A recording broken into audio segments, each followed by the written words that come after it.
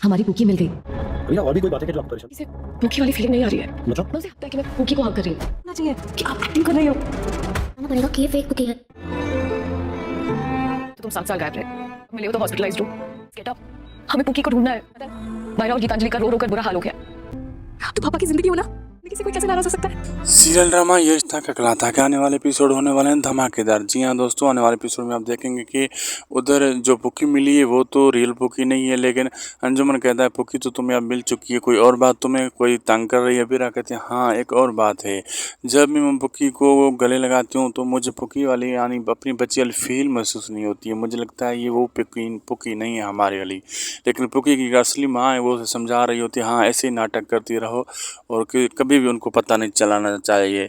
और मायरा ये सब कुछ सुन लेती है और वो कहती है कि मैं जाकर बताती हूँ क्यूट आंटी को, और वो धोखा खा रही है, असली पुकी ये नहीं है। उधर अरमान बेहोश होता है, होश में नहीं आ रहा होता तो अभीरा उसे कहती है उठ जाओ ऐसा ना करो। मायरा भी रो बुरा हाल है, गीतांजलि का भी बुरा हाल है, तुम 7 साल के बाद मिले हो फिर यहाँ आ गए हो, तुम्हारा फ़ोन भी मैंने ट्राई किया, पुकी को भी ढूंढना है, प्लीज़ तुम उठ जाओ अरमान ऐसा ना करो।